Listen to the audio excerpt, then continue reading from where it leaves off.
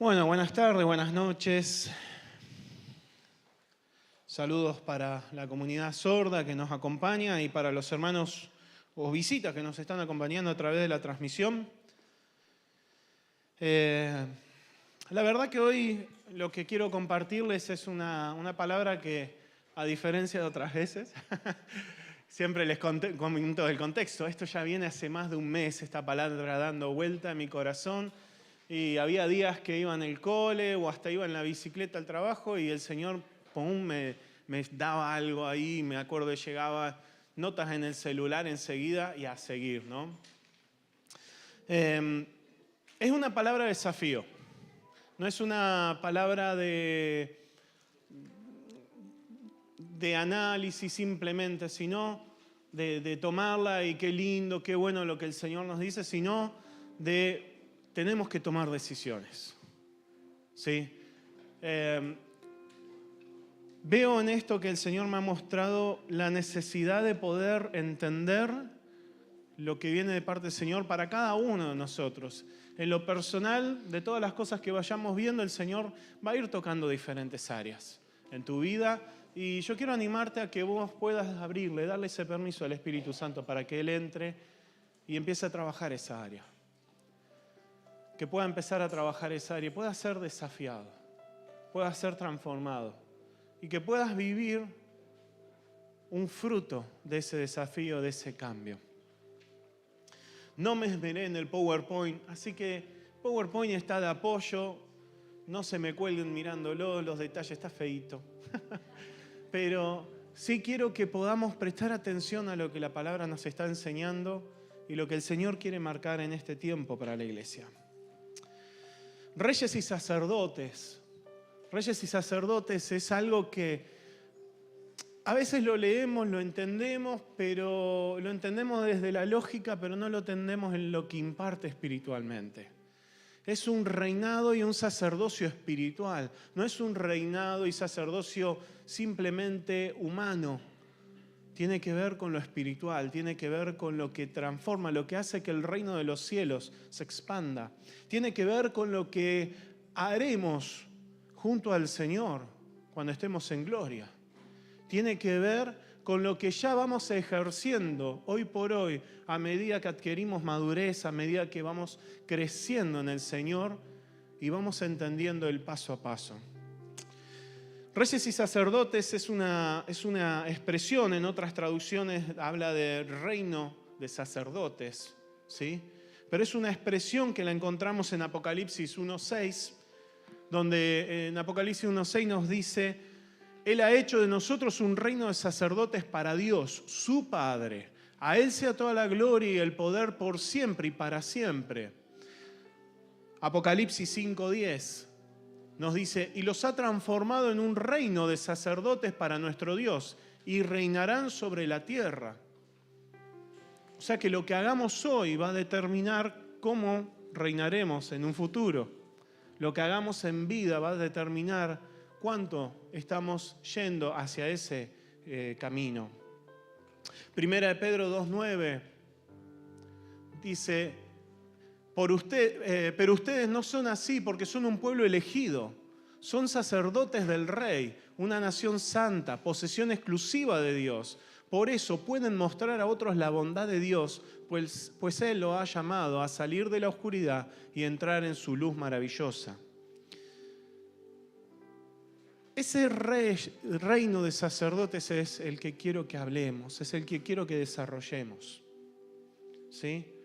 Pero esto proviene de algo. Es cuando en el Nuevo Testamento se menciona mucho reinado de sacerdotes, proviene de un origen que es allá Abraham con Melquisedec, ¿sí? Y en Génesis 14, 18 al 20 dice: y Melquisedec, rey de Salem y sacerdote del Dios Altísimo, le llevó pan y vino a Abraham. Le llevó pan y vino a Abraham. Pan y vino, ¿les suena? Santa Cena, pan y vino, ¿no? Cómo la Biblia va tomando estas cosas y las va reafirmando a lo largo de más de 5.000 años de escritura. ¿Sí? Es increíble. escritores de distintas épocas que vuelven a tomar los mismos conceptos y se vuelven a reafirmar. Obviamente, la guía del Espíritu Santo.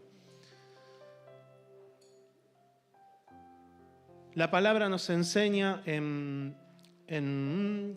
no me anoté el pasaje, perdón, primera de Corintios creo que era, acá 14:26, que está más adelante, pero ya lo vamos a ver. Y en Hebreos principalmente nos habla mucho de lo que es el reinado y el sacerdocio de Jesús según el orden de Melquisedec. Según el orden de Melquisedec, ¿sí? Porque entendamos que los sacerdotes podían ser los levitas, pero eso era según la ley, mucho después de Abraham. Pero Jesús nos instaura a nosotros como reyes y sacerdotes según el orden que Él responde como sumo sacerdote, el orden de Melquisedec, el rey de Salem y sacerdote del Dios Altísimo, a quien posterior a esto Abraham entrega su diezmo de la conquista que había llevado adelante. Entonces, reyes y sacerdotes también tienen un contexto bíblico. ¿Qué entendían cuando ellos hablaban de reyes y sacerdotes? Un rey era quien gobernaba y administraba un reino. Gobierno y administración. Gobierno habla de autoridad, administración habla de justamente administrar, básicamente, ¿sí? Ahora, sacerdocio tenían básicamente dos funciones: ministrar la presencia del Señor e impartir esa ministración. Ellos ministraban e impartían la presencia de Dios. Entonces, cuando nosotros pensamos en reyes y sacerdotes, tenemos que recordar que estamos siendo levantados para gobernar y administrar, ministrar la presencia del Señor e impartirla. Eso es lo que contiene estas dos palabras para nuestras vidas. Y es lo que nos desafía a evaluarnos cómo estamos tomando esto delante del Señor. Vamos a empezar por sacerdotes. Yo podía ver en lo que es sacerdocio principalmente dos áreas dentro de lo que es la administración y la impartición de esa administración. Todo sacerdote tiene una administración que es personal. Es personal. Cada uno de nosotros en nuestro sacerdocio delante del Señor tenemos una parte que es personal. Nadie puede entrar a ese lugar íntimo, solamente vos y el Señor. Es un lugar donde hasta el tuétano, como dice la palabra de Dios, tiene que quedar revelado delante del Padre, hasta lo más profundo de los huesos. La administración personal apunta a que la persona enfoca su corazón en su relación con el Señor. Eso es la ministración personal. Lo que nosotros estamos queriendo llevar adelante cada miércoles y que estamos tratando también llevarlo adelante los domingos es que nuestra relación con Dios sea cultivada, que podamos avanzar en ese ámbito donde podemos adorar al Señor sin estar haciendo cosas que impliquen estar esperando que Él haga algo por nosotros, que Él haga algo por nosotros. Es ministrar la presencia del Señor y es vital que cada uno de nosotros, que fuimos creados para eso, ese es el fin por el que el Señor dijo, creemos al hombre, para estar en intimidad y vínculo con Él. Y después es en ese huerto donde el Padre caminaba con ellos y estaba en comodidad con ellos y no había nada que interrumpiera esa relación hasta que apareció el pecado y nos aparta y corta esa relación. Entonces lo primero que debemos recuperar cada uno de nosotros es nuestra relación en intimidad con Dios. Parece básico, pero por ahí tenemos que arrancar. La vida normal, el vorágine de cada día nos lleva a estar alejados de esa intimidad. Y se lo dice a alguien que le encanta mucho hacer. Se los dice a alguien que realmente le cuesta mucho parar y decir, tengo que hacer esto. Pero es necesario que podamos renunciar a las cosas que haya que renunciar para poder apartar cada día ese tiempo. En la administración personal, una persona, un sacerdote del Señor, se mira a sí mismo y toma su identidad en Cristo. Es necesario que podamos corregir esas cosas que venimos trayendo de cuando no éramos sacerdotes del Dios Altísimo. Una vez que hemos aceptado al Señor Jesús como nuestro Salvador, nuestro Redentor, y hemos decidido seguirle y pasamos a ser reyes y sacerdotes, tenemos que entender que hay cosas en nuestra vida que deben ser corregidas y que eso sucede solamente cuando nos exponemos ante Él. La identidad es una de ellas. Quienes han cursado, como nosotros en la SN, la SC, han visto durante todo el primer año lo que es identidad. ¿Por qué? Porque cuando nosotros podemos ser sanos en nuestra identidad en Cristo, todo lo demás empieza a fluir. Todo lo demás empieza a fluir. Entonces, ¿qué significa ser sanos en nuestra identidad? Ser libre de que tu corazón se sienta ofendible.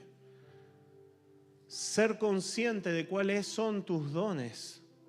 Entender que no tenés que competir con el otro para poder ser alguien, sino que Dios a vos te puso algo. Y fíjense en cómo es el Señor. Él decidió dar dones a todos los creyentes. No decidió mantener figuras elevadas como en el Antiguo Testamento, donde me imagino muchos jóvenes mirarían y dirían, me encantaría poder ser como él, pero que no había posibilidad. Sin embargo, el Señor permite que en su iglesia los dones empiezan a ser algo que cualquier persona tenga acceso. Es más, Pablo nos insta a que oremos y busquemos los mejores dones, los que más edifican a la iglesia. Entonces, sanar nuestra identidad nos permite hacer una base que nos lleva a alcanzar nuevas metas espirituales. Un sacerdote en su ministración personal reconoce que sus formas, culturas y motivaciones pueden estar equivocadas. Muchos de nosotros nos hemos confrontado cuando llegamos al Señor a que empezamos a estudiar la palabra de Dios, el Señor nos empieza a hablar y nos empezamos a dar cuenta que formas familiares o la forma de nuestros amigos nos están jugando en contra de lo que Dios quiere hacer en nuestra vida. Y debemos tomar decisiones. Si vamos a ser vulnerables a esas personas o si vamos a ser vulnerables al Señor hablándonos y tomar decisiones. Un sacerdote en su ministración personal atraviesa sus propios esquemas limitantes. Muchas veces traemos en nuestro consciente formas de pensar que son tan arraigadas, tan metidas que para nosotros no se discute que eso sea de otra forma. No cabe posibilidad de que en la humanidad otro piense de otra forma. ¿Es así o es así? Sin embargo, el Señor, aún en esas áreas, quiere entrar y empezar a trabajar en nosotros. Nuestro líder de tribu ayer, durante la clase, dijo algo que me gustó mucho y se los quiero compartir. Necesitas cruzar la línea que alguna vez dibujaste y que está en tu mente, en tu corazón o en algún lugar dentro tuyo. Necesitas poder empezar a creer que más poder de Dios está a tu alcance. Dios quiere testigos de su poder. Dios quiere testigos de su poder. Y ser testigo significa que no solamente a través de mi accionar en el don que el Señor me dio, fluye el poder de Dios, sino que también veo en el otro el poder de Dios fluyendo. Pero para eso tengo que quitar de mi mente ese límite que me autoimpuse en algún momento. Porque ese límite me dice, no, hasta acá llega, no, esto no se toca. Esta puertita, Señor, no tiene llave, no entras, no estoy dispuesto a que vos entres acá. Y todos traemos cosas así. Todos traemos cosas así. Hay cosas que no estamos dispuestos a entregar. Venimos caminando en el Señor hace años, pero no estamos dispuestos a entregarla. No estamos dispuestos a cambiar de actitud. Pero si no permitimos que eso sea cambiado, esos límites, esas líneas que dijimos, de acá no paso, y que en algún momento las justificamos con algo, y el Señor por todos lados te está bombardeando y diciéndote, esto ya no va más, esto está incompleto, esto tendrías que haber visto esta parte, esto lo aprendiste así, pero no es tan así. Eso sucede en la administración personal. Yo puedo estar diciéndotelo ahora, vos podés estar pensando cuál es ese límite que te estás poniendo. El Espíritu Santo te lo está trayendo a memoria. Pero vas a volver a tu casa y si en tu relación personal con el Señor no decidís abrir esa puerta y dejar al Espíritu Santo entrar, no valió de nada. Podemos predicar meses enteros, poder ser un creyente de 30 años y vas a estar en el mismo lugar, en ese que no quisiste cruzar.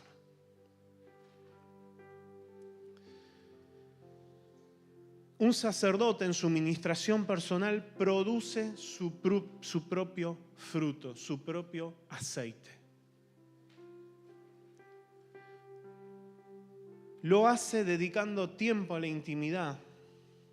No vemos en la palabra, hermanos, no vemos en la palabra que los discípulos estuvieran corriendo detrás de organizar cosas. Lo que vemos en la palabra es a los discípulos ministrando al Señor y el Espíritu Santo llevándolo a hacer determinadas cosas. No los vemos, o sea, podemos buscar y podemos entender que son necesarias a veces hacer cosas, organizar cosas, pero si nosotros vemos a Pablo estaba... A veces el problema es que leemos las cartas nomás, y es como que las cartas fueran toda la vida de ellos, y en realidad fueron un momento, unas horas de su vida.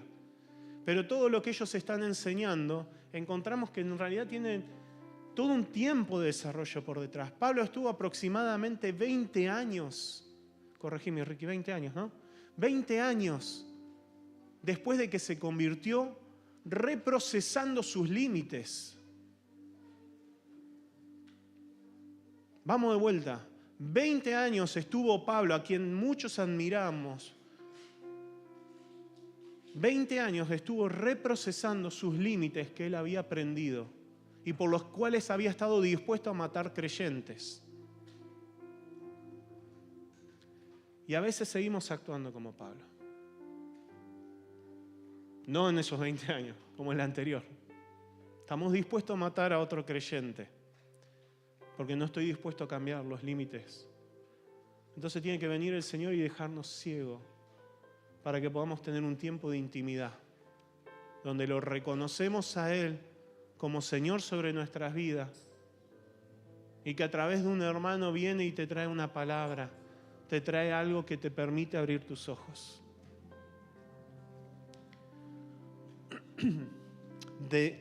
El que produce su propio fruto, el sacerdote que produce su propio fruto, entonces dedica tiempo a la intimidad. No sé cómo lo vas a hacer, hermano. No lo sé. No te estoy llamando a que renuncies a tu trabajo, a que dejes abandonado a tus hijos, pero de alguna forma La devoción, el ser seguidores de Cristo nos deja en una situación donde le tenemos que dedicar tiempo a quien queremos seguir. Si no, nos vamos a encontrar, como dice la palabra, queriendo agradar no al oficial que nos llamó, al que nos reclutó, sino a todo lo demás. Y muchas veces nos la pasamos así, agradando la vida, agradando llegar a la casa, agradando llegar al título, agradando llegar a un estatus económico, un status quo, agradando hacer lo que la gente me pide que haga porque no tengo identidad desarrollada en el Señor y termino siendo yo, por voluntad propia, un títere de otros. No que los otros me manipulan. Yo termino siendo un títere. Intimidad. Intimidad. Produciendo su propio fruto, sirve por resultado de la intimidad, no por el religiosismo. Lo que estaba mencionando recién.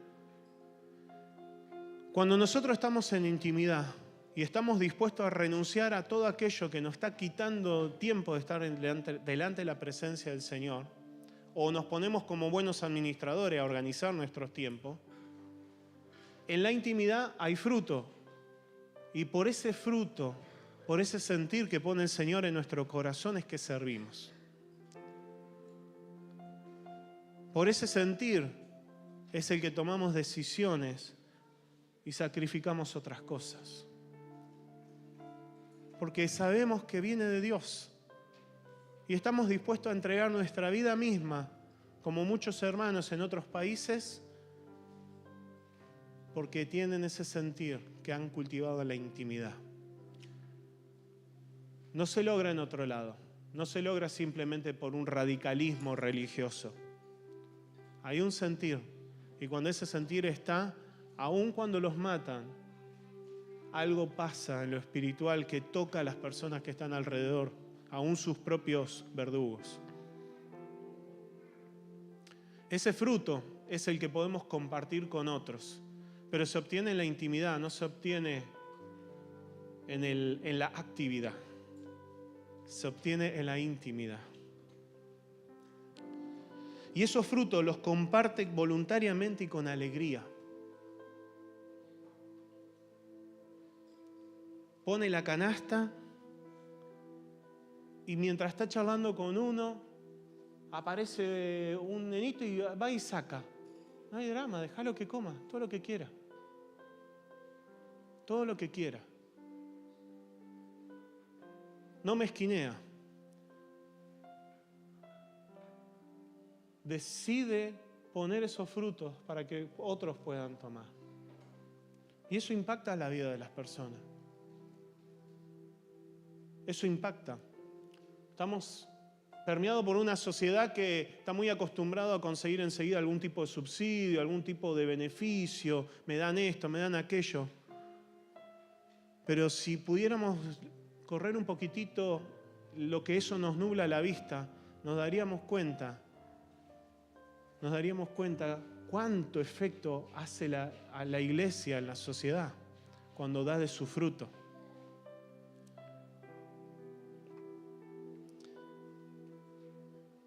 Sirve por resultado de la intimidad, no por religiosismo, había dicho antes y no toqué este punto. El religiosismo nos lleva a ser rutinarios. El religiosismo nos lleva a querer avanzar a función de lo que siempre hice. Y creo que así se hace, y creo que así agrado a Dios. Y creo que mientras lo lleve adelante responsablemente, voy a seguir agradando a Dios y con eso alcanza. Prácticamente todos nosotros, de alguna u otra forma, portamos un servicio religioso. Portamos un servicio religioso. El simple hecho de haber venido a esta reunión en gran parte pudo haber sido religiosamente, porque estás acostumbrado a venir los domingos. Que dentro de todo sigue siendo una buena costumbre, porque algún domingo el Señor te va a hablar y te va a transformar todo lo que no está pudiendo ahora. Pero la religión está en nuestros corazones. Está en esa comodidad que nos establece el facilismo. Yo hago esto, soy de este club, hermoso de hermanos que se alientan unos a otros. A veces así lo podríamos definir. Así habla el religiosismo. Bien, pero pasemos a lo que es el oficio del sacerdote cuando tiene que impartir, la impartición sacerdotal. En la impartición sacerdotal, como decíamos, el sacerdote vuelca el fruto de lo personal. Lo que vivimos hace un rato, en este tiempo de oración, lo que vivimos hace un par de domingos atrás, el miércoles pasado, el anterior, lo que vivimos en el oeste cuando hicimos el altar, que las personas se acercaban, creyentes, decían, che, ¿sabés qué? Podemos sentir la presencia del Señor. Es tremendo esto. Es tremendo. Sentí que el Señor me dijo, andá y buscá tal y traelo. Hermanos, o sea, ese momento, ese altar, estaba evidenciándose en el plano espiritual. Y hermanos, hermanos en la fe, o sea, que estaban pasando por ahí, lo empezaron a sentir. Unos chicos que estaban a una cuadra, ministran a la alabanza de su iglesia. Pero dice que empezaron a escuchar la música y cuando llegaron pudieron sentir la presencia del Señor. Un hombre que pasaba por ahí, por la plaza, que estaba de visita en la casa de una amiga de su esposa. Pasó por ahí, sintió que el Señor le decía, trae a Blanca, si no me equivoco se llamaba, trae a Blanca que así oran por ella, por sanidad. Y oramos por ella. Y en la mitad del dolor se fue. Y ella estaba feliz y el Señor tocó su corazón a través de una palabra. Eso sucede cuando la iglesia comparte su fruto. Pero también es resultado de lo que cultivó en la semana. No podemos, como de compartir a Romy el miércoles, no podemos esperar que sean los ministros de alabanza los que nos lleven y que traigan la presencia del Señor. En realidad somos todos. Somos todos los que en nuestro día a día, en nuestra administración al Señor, traemos en conjunto, todos juntos, y el Señor desciende. El Señor desciende. Sigamos. La impartición sacerdotal, entonces, el oficio del sacerdote a nivel grupal, reconoce su función dentro del cuerpo y la imparte. Leamos 1 Corintios 14, 26. Dice, ahora bien, mis hermanos, hagamos un resumen. Venía Pablo hablando de varias cosas. Cuando se reúnan, uno de ustedes cantará, otro enseñará, otro contará alguna revelación especial que Dios le haya dado. Otro hablará en lenguas y otro interpretará lo que dice. Pero cada cosa que se haga debe fortalecer a cada uno de ustedes. Tremendo. Tremendo, hermanos. Así tiene que ser la iglesia. No importa que te hayan enseñado. Pablo está diciendo, así funciona. Lo que cada uno tiene, lo imparte al resto. Si vos tenés don de sanidad, y tenés que orar por sanidad, pero no solamente para que la persona pueda ser sana, para que se active en el resto el decir, yo tengo que orar por sanidad, porque lo vi y pasa.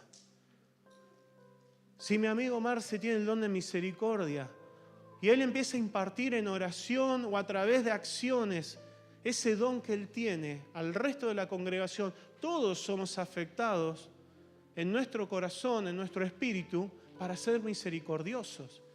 Capaz que en mayor o menor medida, pero todos vamos a recibir de lo que Él tiene y vamos a poder fluir. Y así con cada uno de los dones. Con cada uno de los dones. Me gusta mucho algo que comenta Chris Vallotton. Chris Vallotton es el profeta de la iglesia Bethel allí en Estados Unidos. Profeta que lleva adelante el ministerio profético de Bethel. Bill Johnson es el apóstol, aunque él lo van a escuchar siempre, se sigue denominando pastor, pero es el apóstol y toda la iglesia lo tiene claro. Y muchas veces cuando Chris Vallotton lo han invitado a otros lugares, le han dicho, pero Chris, vos sos apóstol. Mirá, estás fluyendo en esto. Mirá, estás haciendo esto. Fíjate acá, esto. Vos sos apóstol. Y me encanta lo que él dice en su libro. Dice, miren, yo no soy apóstol. Yo soy profeta.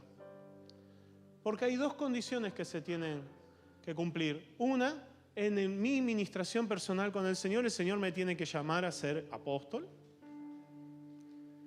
¿Sí? Y en segundo lugar, toda la iglesia lo debe reconocer. Y el Señor, ustedes me pueden estar reconociendo como apóstol, pero el Señor no me ha llamado a ser apóstol, me ha llamado a ser profeta. Y está cómodo con su rol. Está cómodo con su don. No compite con Bill. No compite con Danny Seal como un gran pastor que es. Todos trabajan en conjunto. Todos imparten ese don que tienen y afectan a la iglesia. Ahora, me gusta cómo sigue desarrollando Chris ese planteo. Dice, el problema está en que ustedes lo ven de esta forma. Y hace una analogía con su casa de allá de Estados Unidos. Dice, yo compré un terreno, en mi terreno no hay agua. Hoy tengo agua, vos vas a mi casa, tomás agua y vos decís, wow, es tu agua, y él lo comparaba, ¿no? Tu agua es muy apostólica. Pero lo que no sabe es que para poder tener agua, en realidad, yo hice un acuerdo con mi vecino, que es un apóstol, y que su agua es apostólica. ¿Se entiende la analogía que él va haciendo? Vos pensás que es agua mía, pero en realidad yo estoy tomando el agua del pozo de Bill. Y como él imparte sobre mi vida lo apostólico, yo también empiezo a fluir en lo apostólico. Así sucede con cada uno de los dones. Lo expresa Pablo en este pasaje. La impartición sacerdotal entonces es, toma tu don, hermano, y empezá a ponerlo en práctica. Y empezá a impartirlo a la iglesia. No con orgullo, no con soberbia, sino como lo que Dios te dio y te está animando a que lo compartas, a que lo vivas.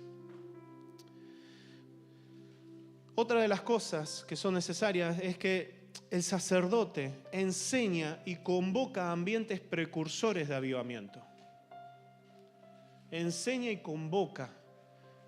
¿Por qué? Porque lo vive en lo personal. Si en lo personal puede tener una experiencia con Dios, quiere que esa experiencia se traslade al resto del cuerpo. Entonces siempre va a estar ejecutando de alguna u otra forma, impartiendo al resto de la congregación una búsqueda del avivamiento. Y el avivamiento, hermanos, más allá del gran fuerza que tiene esa palabra, es el hecho de que vos en tu vida puedas empezar a ser transformado. ¿Sí? Que la presencia de Dios esté manifestando y te revele aquello que debe ser transformado. La impartición sacerdotal reconoce su insuficiencia. Lo que sabe, lo que entiende, no la alcanza porque sabe que hay otros que tienen para darle. Me encanta los 5 hermanos que fueron a Córdoba. Los que algunos pudieron verlo a través de las transmisiones, ya nos quedamos, fue tremendo lo que vivieron allá. Fue tremendo.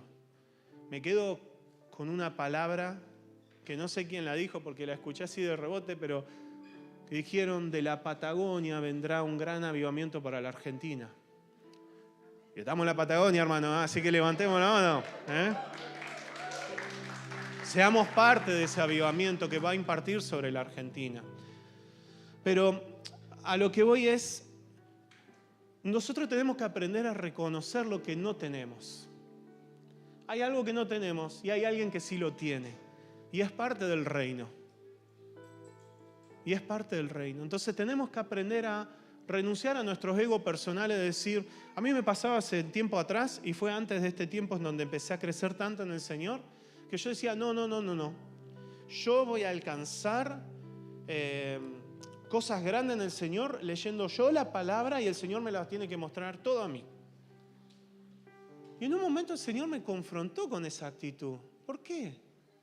¿Por qué si hay un cuerpo? ¿Por qué crees que vos la vas a saber todas a través de la palabra? Si el Señor no lo quiere hacer así. El Señor decidió que no va a ser así. Quiere usar al otro, porque quiere cultivar la iglesia, porque es el órgano vivo, espiritual que Él dejó para que su evangelio, su reino se expanda. Por lo tanto, renunciemos al ego de creer que vamos a ser nosotros los únicos que sabemos la posta o que tenemos todas las cosas.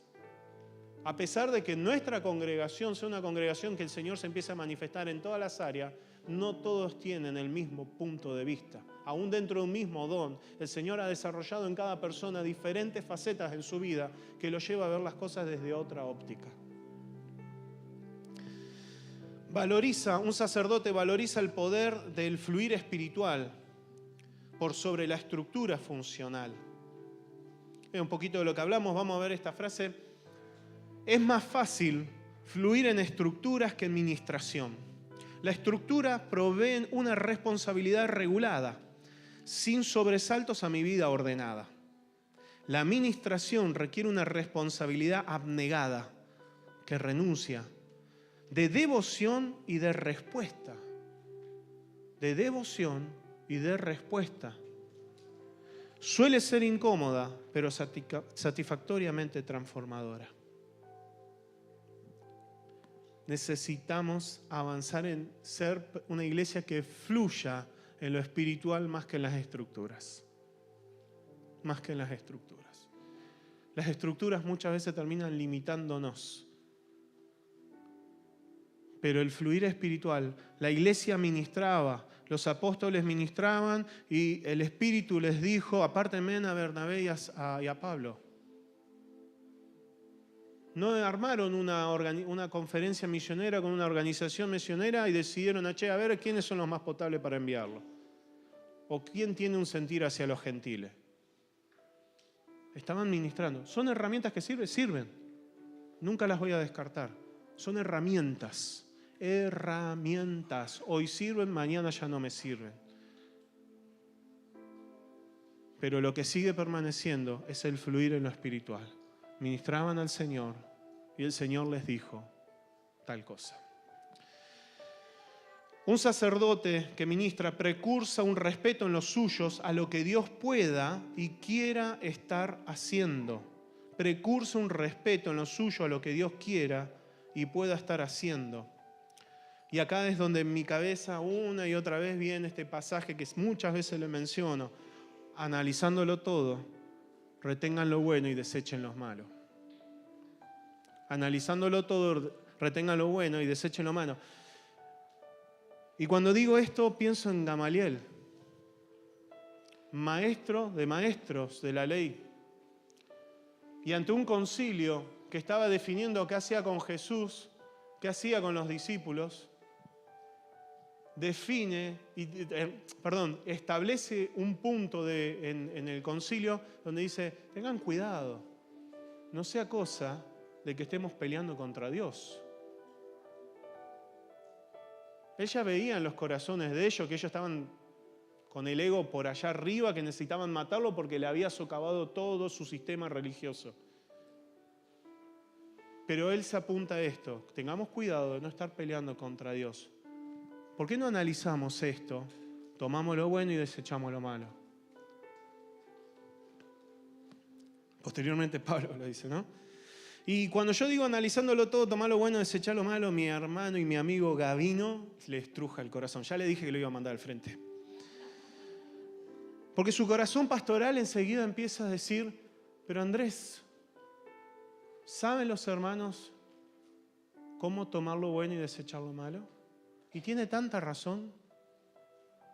¿Sabés vos, hermano, tomar lo bueno y desechar lo malo? ¿Sabés analizar cada situación? Cada cosa que Dios pone delante de tu vida, tomar lo bueno y desechar lo malo. Cada enseñanza que damos desde este púlpito. ¿Tenés esa capacidad? Esa es la preocupación de Gavino.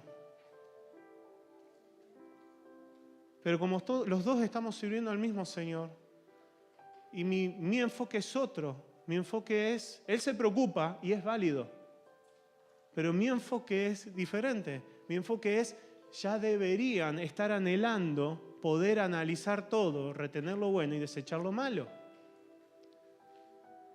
¿Por qué? Porque mi enfoque es, vamos, tenés que avanzar. Él está pensando en el cuidado pastoral y yo estoy pensando en el vamos, tenemos que avanzar, no nos podemos quedar acá. Los dos estamos bien parados en lo que tenemos que ministrar a la iglesia. La diferencia son los enfoques. Y cada uno tiene que apuntar a esto. Entonces, me veo la obligación de por lo menos decir cómo yo analizo todo, retengo lo bueno y desecho lo malo. Para mí hay 3 variables sobre toda cosa que me puedan enseñar en la palabra. Primero, conocer al bueno, conocer lo verdadero. La mayoría sabe que trabajo de cajero. La única forma de detectar un billete falso es conocer el verdadero, hermano. No se calienten en el lapicito. No. Cuando vos conocés lo bueno, el falso sale a la vista. Sale al tacto, sale aún ante la textura, todo. ¿Sí? Por más bueno que sea, se nota. Porque hay algo que es diferente. ¿Sí? Entonces, conocer al bueno es... La única forma de conocer al bueno, que es el primer punto, es estudiando su palabra. Por eso hace un mes y pico los animé a todos que iniciaran el plan de lectura. Y los vuelvo a animar a que aunque estén muy atrasados, les sigan poniendo, aunque sea un capítulo diario, para que formen el hábito. Y cuando ordenen su tiempo, puedan dedicarle más tiempo a la lectura de la palabra. Puedan pedirle al Espíritu Santo que los lleve a toda verdad. ¿Sí? Entonces, conocer su palabra y la lectura anual, hay algo importante en la lectura anual, no es un capricho, hermanos. La lectura anual nos permite conocer cómo es el corazón de Dios. Porque si leemos el Antiguo Testamento nos quedamos con una idea de cómo es Dios. Y cuando leemos el Nuevo, solamente el Nuevo Testamento, nos quedamos con otra. Por eso es importante la lectura total de la palabra.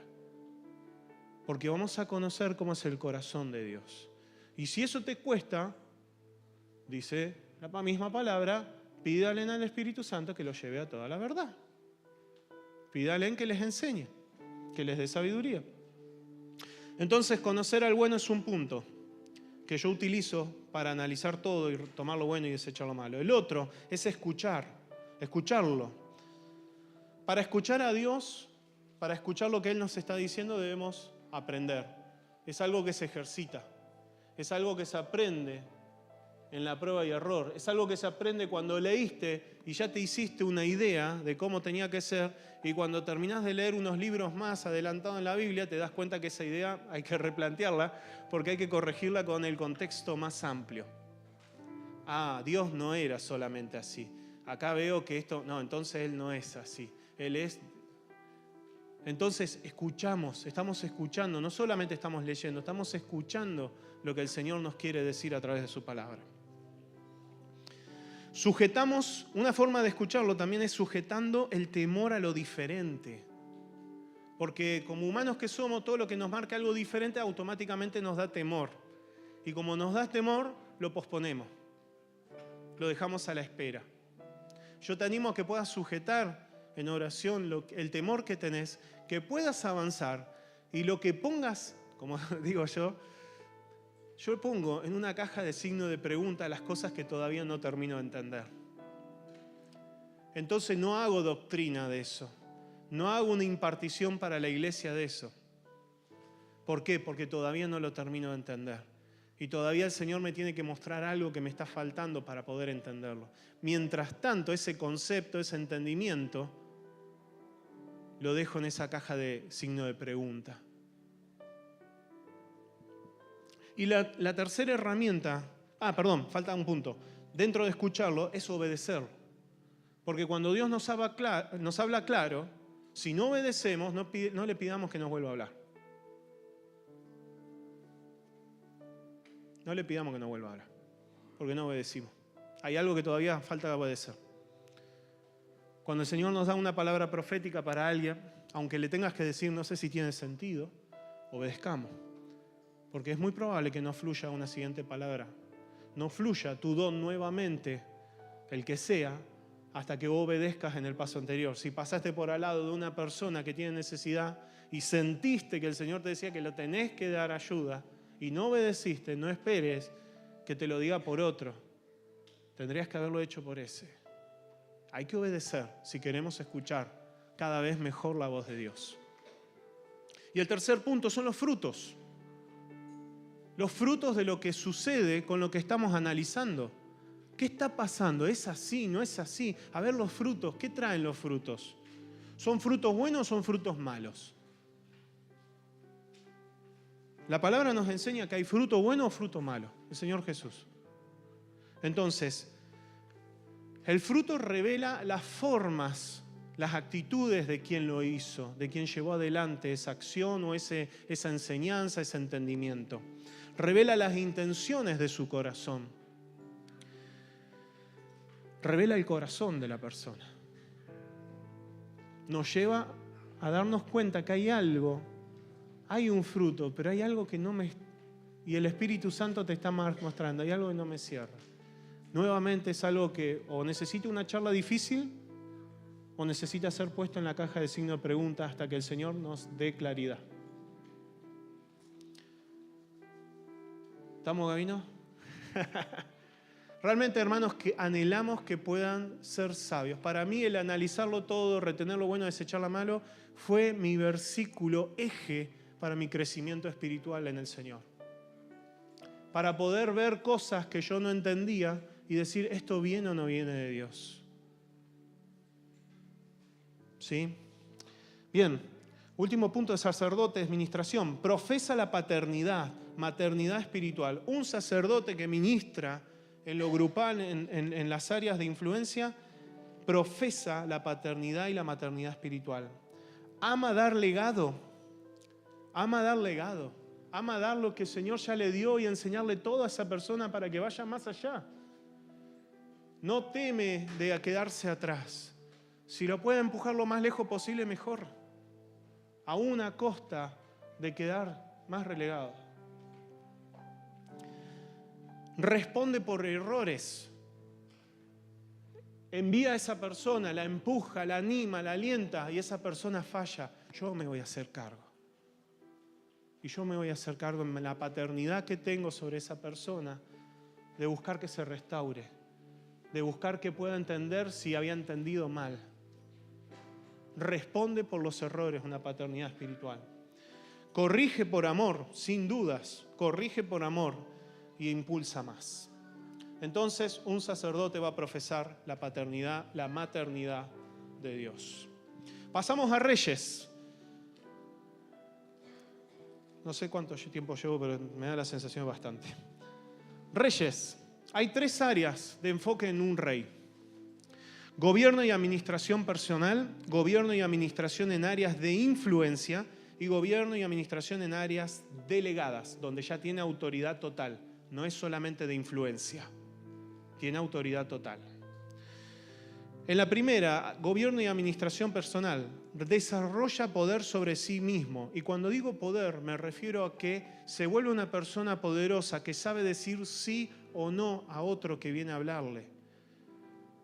No de poder de rango, sino de yo soy poderoso para decidir lo que entiendo que tengo que decidir.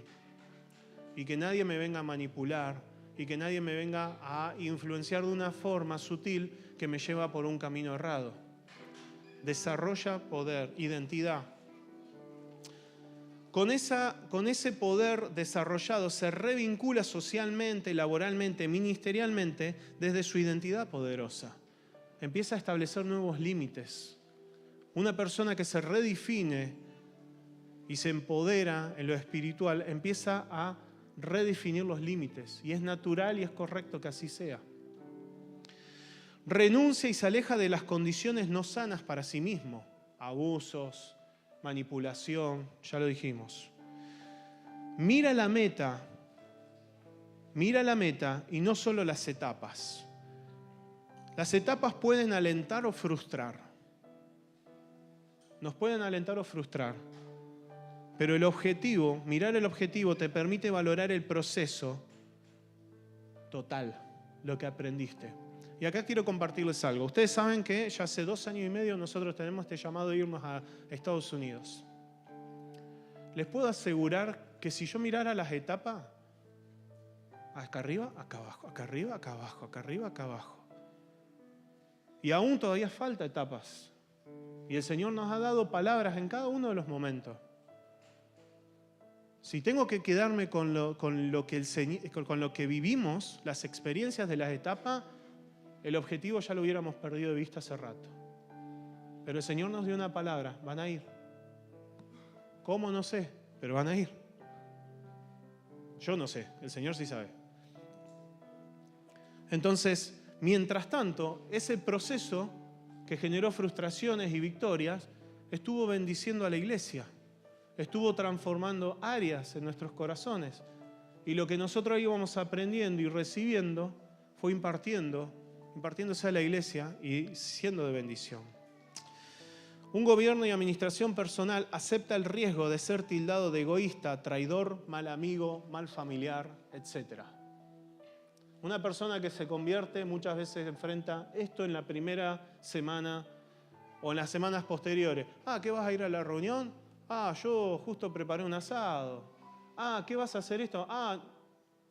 Y tiene que tomar decisiones. O sigue a Cristo, se congrega, busca de estar con la iglesia y desarrollarse espiritualmente, o da lugar a las cosas por las cuales es tildado. Gobierno y administración en áreas de influencia. Su empoderamiento personal se traduce en seguridad, propósito y decisión, de tal forma que en la iglesia no necesita tanto pastoreo. Recordemos, esto arranca en la administración personal, ¿sí? Y tanto reyes como sacerdotes, a través de la palabra podemos ver que se entrelaza todo el tiempo. No es que una cosa es separada de la otra, es prácticamente somos reyes y sacerdotes, las dos cosas, no una u otra, ¿sí?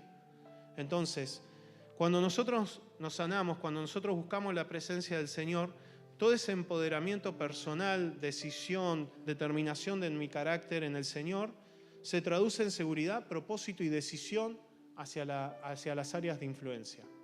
Por lo tanto, vuelvo a decir, la iglesia no necesita tanto estar abocando la pastoral sobre la vida de esa persona, porque esa persona ya se resolvió delante del Señor.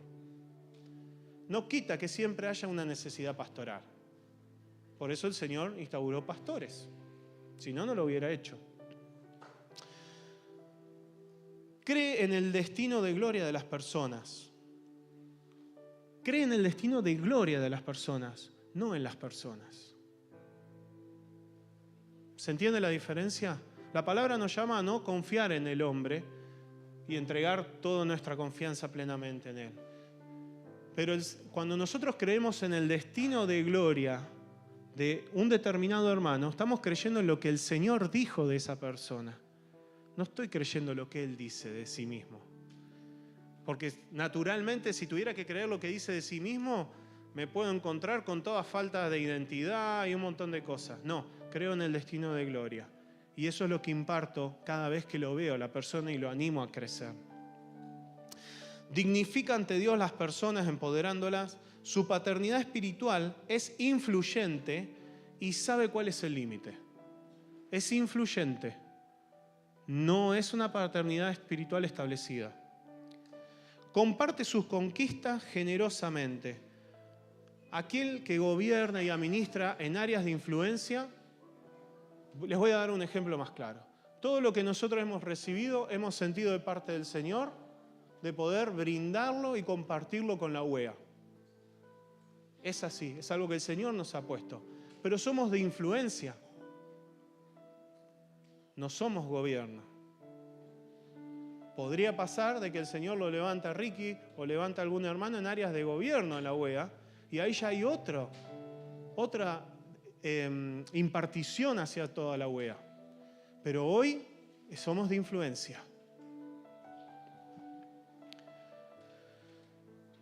Gobierno y administración en áreas delegadas. Aquí el área delegada implica que ya tenés autoridad.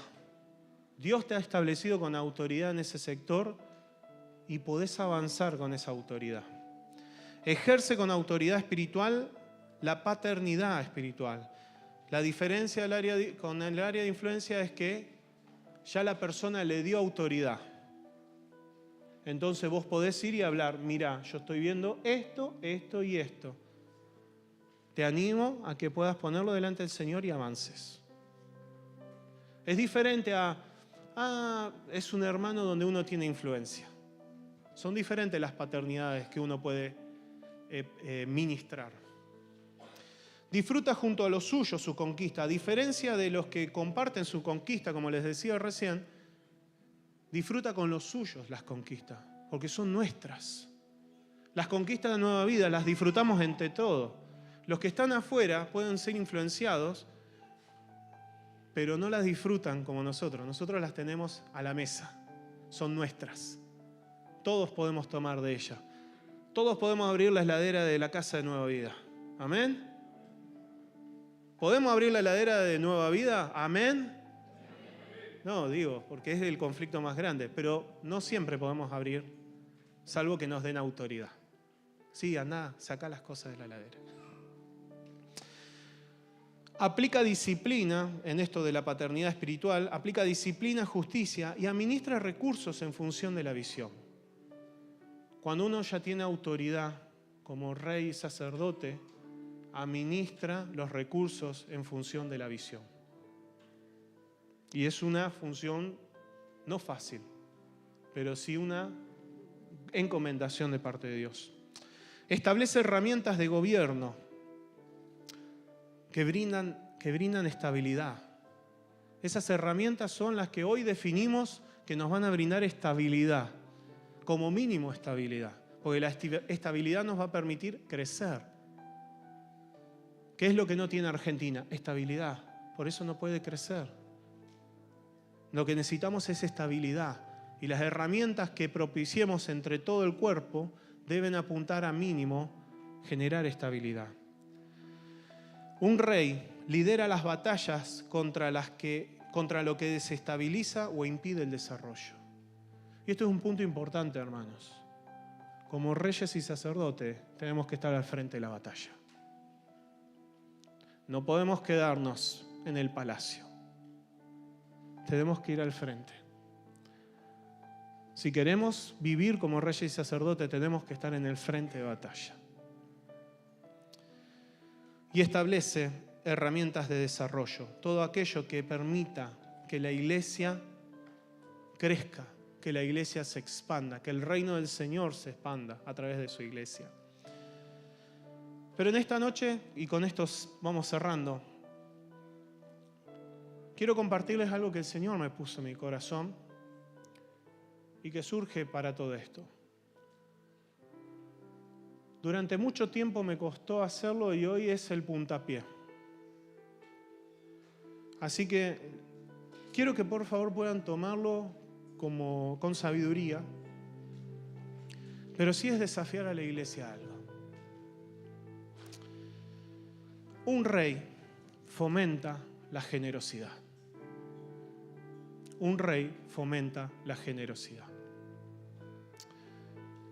Primera de Crónicas 29, 3 y 4 dice: ahora, debido a la devoción que tengo por el templo de mi Dios, entrego todos mis propios tesoros de oro y de plata para ayudar en la construcción. Esto es además de los materiales de construcción que ya he reunido para su santo templo. Además, dono, dice David, dono más de 102 toneladas de oro y 238 toneladas de plata refinada para las paredes de los edificios. David tenía en claro que quería construir la casa de Dios. El Señor le dijo: no vas a ser vos, va a ser tu hijo. Entonces él empezó a trabajar para tener todos los materiales, para dejarle la herencia a su hijo espiritual de que sea el constructor del templo. Hoy el templo sería el reino de los cielos. Hoy el templo es su iglesia. Es donde crece el Espíritu y va expandiéndose y va alcanzando a otras personas. David decidió dar de sus propios bienes. Dar de sus propios bienes para llevar adelante la tarea del templo. Y hermanos, ustedes pueden decir, ya va a arrancar con algo, en algún momento tenía que saltar con esto, Andrés, de andar pidiendo plata, cosas por el estilo. Pero realmente no es ni cerca mi intención, y los que ya tienen unos par de años saben que cuando dábamos devocionales, previo al momento de la ofrenda, un día dije, si no quiere ofrendar, no ofrenda. Si no quiere diezmar, no ofrende, no diezme. Usted decide qué hace delante del Señor. Nadie lo va a ir a perseguir. Pero sí es importante que podamos enseñar lo que la palabra enseña. Y la palabra enseña de la generosidad. Y hoy solamente voy a compartir este pasaje, pero hay muchísimos más. Es un puntapié, un inicio que active un fluir para la iglesia. Algo que todavía no hemos hecho. Un don que se imparte y que se activa, el don de dar. Que el Señor también estableció, pero como que se perdió en la historia. Mucha gente da sin saber que el Señor ha puesto ese don de generar recursos para dar a su obra. Poneme la primera imagen. ¿Ven el número 7? Ese es el terreno que queremos comprar en el oeste. 600 metros cuadrados.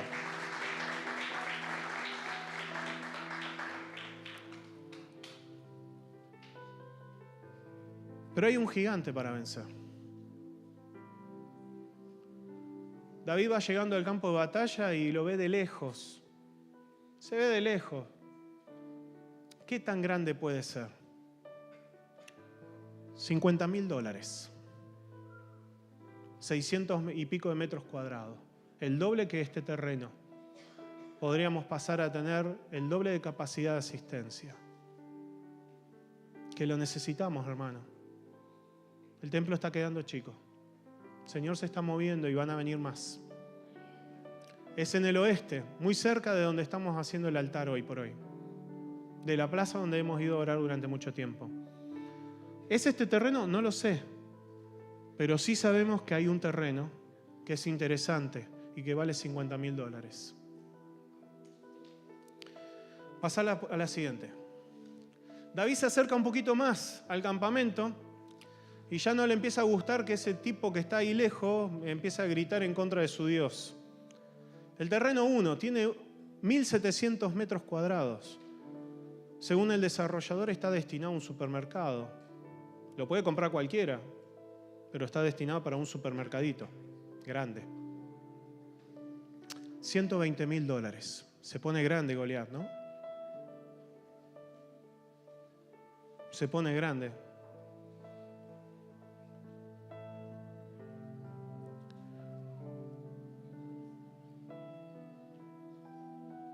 Nosotros, los Siachi, queremos ir a Estados Unidos y lo único que nos estaría faltando para julio del año que viene son los primeros, para el primer año, $48,000. Eso lo tiene que poner el Señor. De nuestra parte, estamos haciendo todo lo posible para alcanzar, estar listos y dispuestos para que Él obre. Y no se asusten, iglesia, no se lo estamos pidiendo a ustedes. Aunque el Señor los puede usar a ustedes. Pero no se lo estamos pidiendo. Ya directamente David lo vio a Goliat de cerca, le pusieron una armadura y dijo, la verdad Andrés, esto no me queda cómodo. Se está poniendo áspero el tema, todo para el año que viene. Ya va sumando mucho, ¿no? Decide sacarse toda esa armadura e ir como quien es. Y avanza.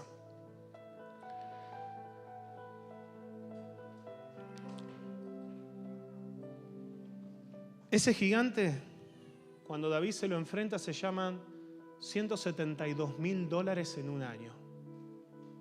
Que si Nueva Vida quisiera enfrentar, es verdaderamente un gigante. Un gigante que iba a determinar la esclavitud por muchos años más. Un Saúl derrotado y quién sabe si un final de su reinado estrepitoso. $172.000.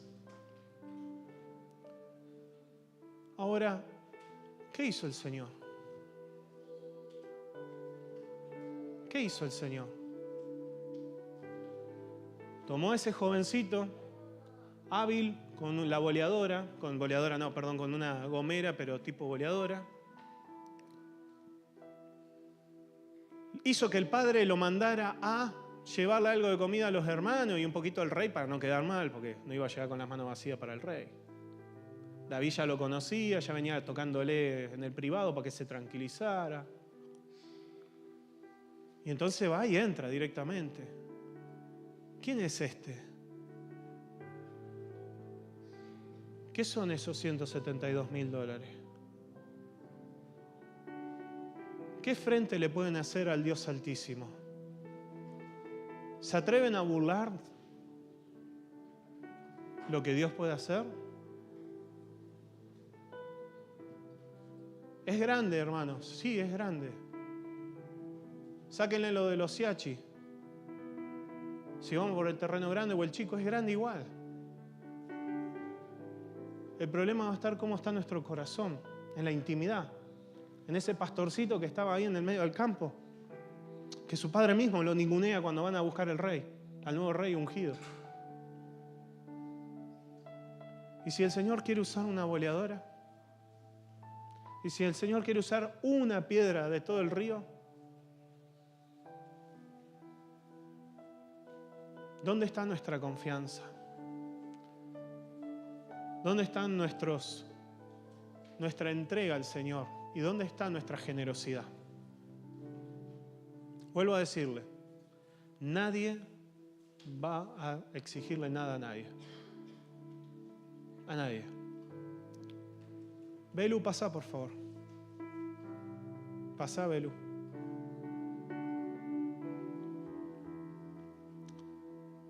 El Señor me llamó ya hace un tiempo a que nosotros estuviéramos dispuestos, a que nosotros como familia estuviéramos dispuestos a riesgo de que nosotros no podamos ir, bendecir a Belu en su capacitación el año que viene. Belu necesita para el año que viene en dólares $4.000 para todo el año. Y yo quiero hacer hoy un llamado a la iglesia. No son los 48 nuestros. No es el terreno grande. Son $4.000, hermano. Pero en lo que nosotros somos generosos, la palabra enseña que eso vuelve. Y que el Señor nos enriquece. Y que el Señor nos desafía. Y es por eso que hoy quiero dar ese puntapié. Lo hemos hecho con misioneros. Lo hemos hecho con obras evangelísticas. Lo hemos hecho hasta con la construcción, arreglo de este salón. Ha habido ofrendas con esa batería. Hubo una ofrenda. Pero yo hoy quiero invitarlos a que podamos seguir expandiendo el reino, siendo generosos. Que Nueva Vida hoy comience a transitar en el reino de los generosos y no en el reino de los que almarretean, los almarretes, los codiciosos, los que guardan para sí. En el reino de los generosos, si vos das, porque el Señor te puso de dar, no porque fui yo y te pinché, sino porque el Señor te puso en tu corazón dar, estás en el reino de los generosos. El Señor te va a dar a vos a través de alguien en lo que vos estés necesitando. Y ese ciclo se enriquece. Y ese ciclo se potencia. Y Dios se encarga de que a ese ciclo entren todos los recursos que hagan falta para que se siga sosteniendo. No tenemos que tener miedo, hermanos, de, ay, no, pero si yo le doy a Belu, yo me voy a quedar sin mi viaje a estudiar a Estados Unidos. No, mejor no. Mejor me ahorro esos $4.000 yo para mí.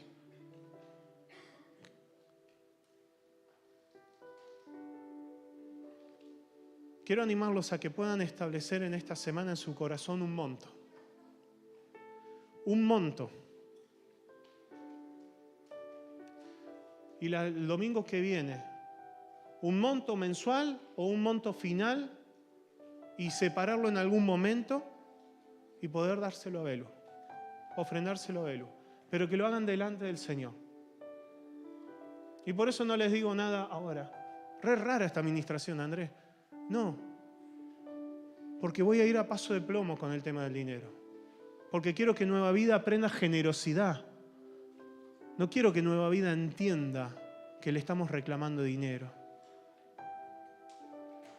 Quiero que Nueva Vida pueda entender que cuando fuimos a la SN hace poquito tiempo, hace 2 meses atrás, el Señor puso en nuestro corazón darle una ofrenda a una chica que se estaba yendo en ese momento en un viaje y automáticamente el tiempo de generosidad se desató y vinieron 10 personas y nos frenaron lo mismo o más a nosotros. No lo conté, pero fue más. Porque cuando llegué a casa y sí lo conté ahí, me di cuenta que tenía más de lo que tenía al principio cuando me fui de casa, de la casa de Anto y ese. Así se mueve el reino de la generosidad. Y Nueva Vida tiene que empezar a transitar en esto. Porque tenemos desafíos grandes. Porque yo quiero el terreno grande, hermano. Es mi deseo, es mi corazón. En ese terreno es un salón grande, son dependencias con varias cosas para hacer. Es la iglesia que impactará el oeste, la iglesia de referencia del oeste. Podemos ir por el terreno de los 600, pero ¿saben qué? Me gusta el terreno de los 600, el de al lado, el de al lado, el de abajo y el de abajo. Así que para mí es lo mismo, el de 600 o este. Me gustan más los otros todos juntos, porque tienen mejor forma. Pero podemos avanzar en generosidad, hermanos.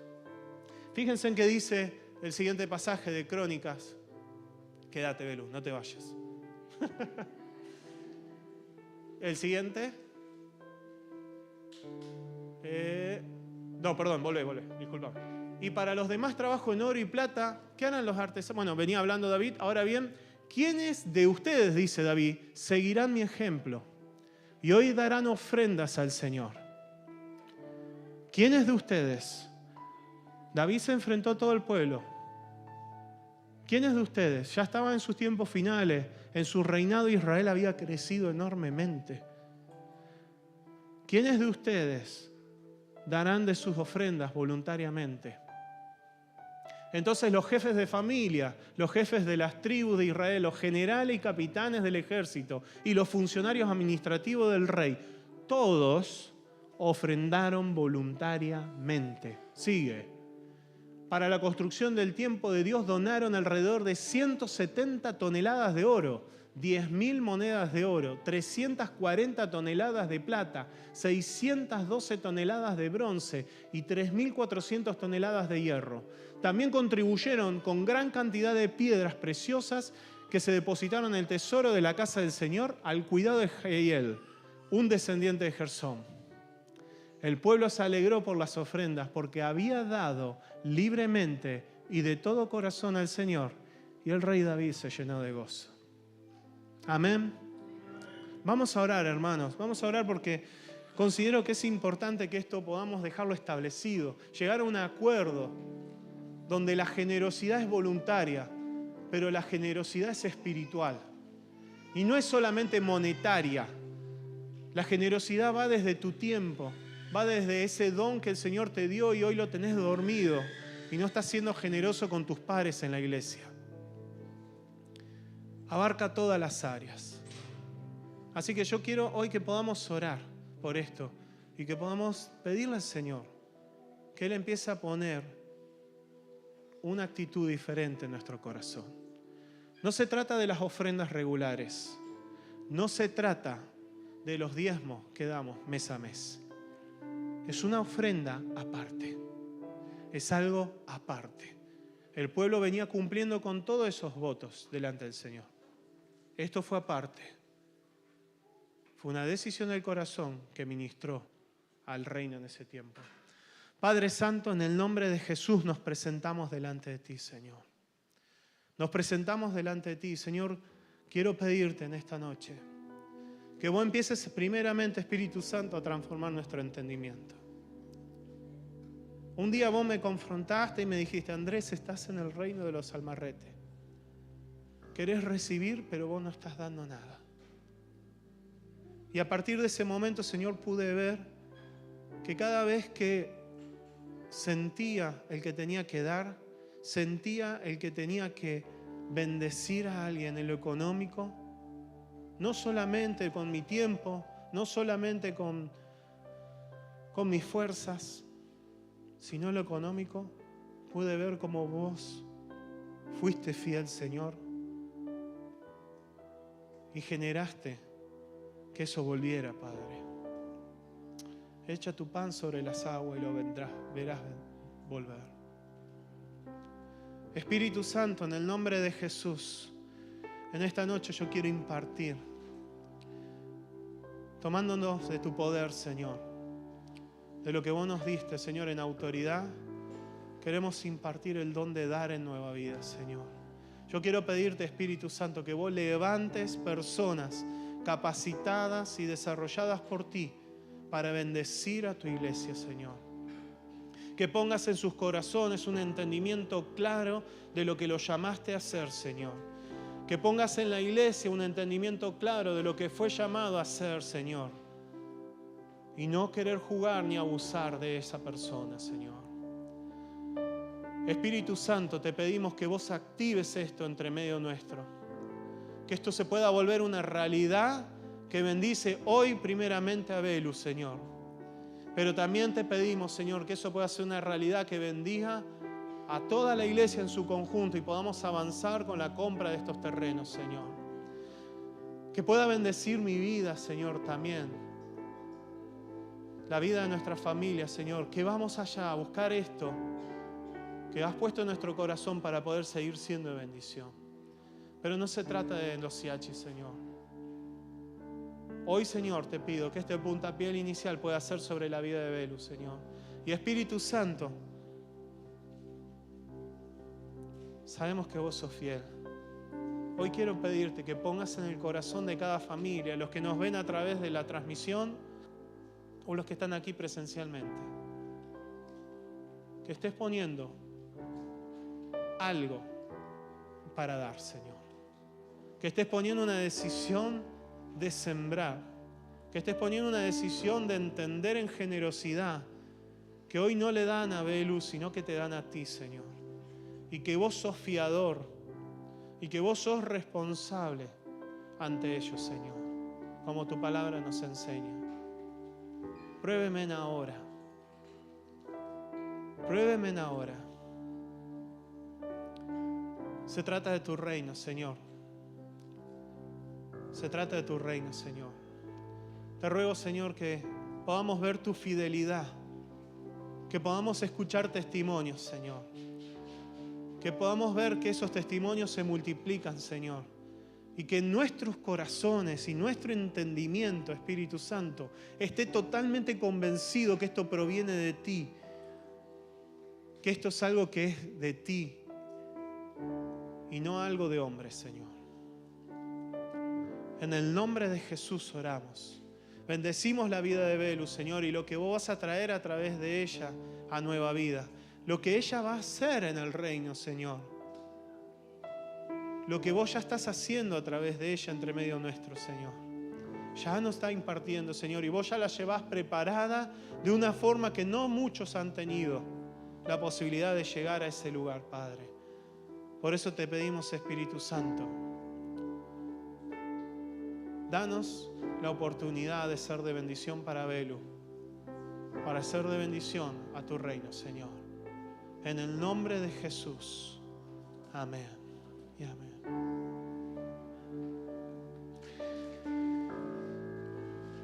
Así que bueno, hermanos, los desafío a que el domingo próximo, domingo próximo puedan tomar una, próximo o el que viene, cuando el Señor ponga en su corazón, cuando el Señor ponga en su corazón, pídanle al Señor, ¿me querés hacer una persona generosa? Desde ya le digo que le va a decir que sí. Pero la pregunta más concisa sería, ¿cómo empiezo, Señor? ¿Cómo empiezo?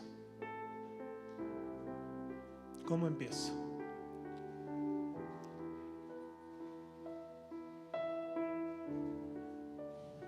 Papá, gracias. Gracias, Señor, por lo que vos nos desafías. Ser reyes y sacerdotes, Señor, a veces nos cuesta mucho, Señor. Espíritu Santo, te pedimos que vos vayas delante nuestro, que vayas conquistando esto que a nosotros nos cuesta conquistar, que nos vayas mostrando el camino, que rujas delante nuestro y las cosas se abran, que dejemos de vivir en un Narnia alterno para pasar a vivir en una vida espiritual concisa y real que suceda aquí y ahora, Señor. Tu palabra nos enseña que podemos confiar plenamente, Señor. Pero como iglesia durante décadas hemos dejado ese entendimiento de lado y no hemos perdido mucho de ti, Señor. Porque tus riquezas no solo vuelven en forma de dinero, tus riquezas vuelven de formas espirituales e imparten y bendicen, Señor. Espíritu Santo, muévete en Nueva Vida. Cambia nuestros paradigmas, cambia nuestras estructuras de pensamiento. Levántate con poder y consumí con tu fuego aquello que te está estorbando. En el nombre de Jesús.